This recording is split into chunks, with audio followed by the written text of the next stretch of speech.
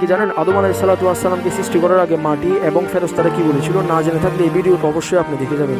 আদম আলাইহিস সালাতু ওয়াস সালামকে সৃষ্টি করার আগে ফেরেশতাদেরকে আল্লাহ তাআলা রাব্বুল আলামিন ডাকলেন এবং কি বললেন, হে ফেরেশতারা, আমি বনি আদমকে সৃষ্টি করতে চাচ্ছি, তোমরা কি বলো?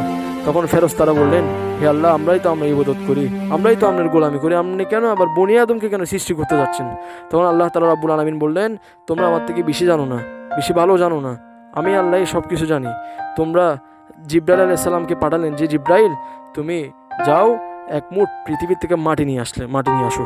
তখন জিব্রাইল আলাইহিস সালাম পৃথিবীর মধ্যে আসলেন, মাটির মধ্যে হাত দেওয়ার আগে মাটির চিৎকার দিয়ে বলে উঠলেন, হে জিব্রাইল, তুমি যে আমাকে নিয়ে যাচ্ছ, যেটার জন্য আমাকে নিয়ে যাচ্ছ, যারার জন্য আমাকে নিয়ে যাচ্ছ, তারা তো আল্লাহর নফরমানি করবে, তারা তো হিংসাতে জড়িত থাকবে, তারা তো আল্লাহর গোলামি করবে না, তারা তো পৃথিবীর মধ্যে যে অহংকারী এমনকি ঝগড়া ফসাদে তারা লিপ্ত হবে।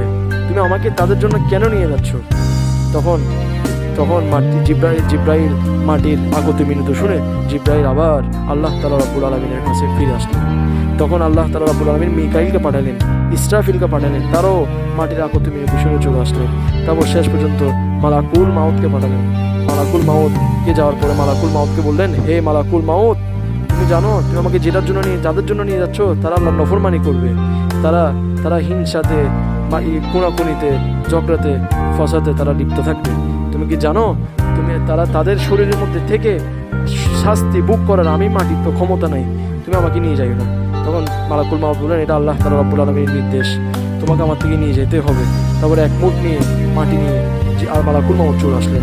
আজরাইল আলাইহিস সালাতু ওয়াস সালাম চলে আসলেন। মালাকুল মাউত সে চলে আসার পরে আল্লাহ তাআলা রাব্বুল আলামিন বলে, তুমি যেহেতু এটা নিয়ে আসতে পেরেছো মাটি, এই মালাকুল মাউত আজকের থেকে তুমি বনি আদমকে আজকের থেকে তুমি রুহু কবজ করবা, তাদের আজকের থেকে তুমি রুহু কবজ করবা, এই দায়িত্ব আমি তোমাকে দিলাম।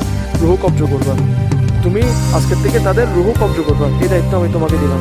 এবার আদম আলাইহিস সালাম এক ফুট মাটির থেকে কেমনে তৈরি হলেন, এমনকি 40 দিন বৃষ্টি পড়লেন, সূর্য 40 দিনে শুকাইলেন, এই বিষয় নিয়ে আমি পরবর্তী ভিডিওতে আলোচনা করব।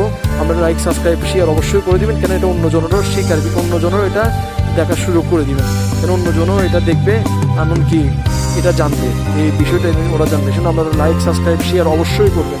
এরকম ভিডিও আমি পরবর্তীতে এরপরে বিষয়গুলো ইনশাআল্লাহ আমি বলবো। এমনকি আপনারা সাবস্ক্রাইব অবশ্যই করে দিবেন। সাবস্ক্রাইব করলে সবাই প্রথমে আপনাদের কাছে ভিডিওটা চলে যাবে, সেজন্য সাবস্ক্রাইব অবশ্যই করে দিবেন, আর একটা করে লাইক আর শেয়ার করে দিবেন অবশ্যই। আসসালামু আলাইকুম।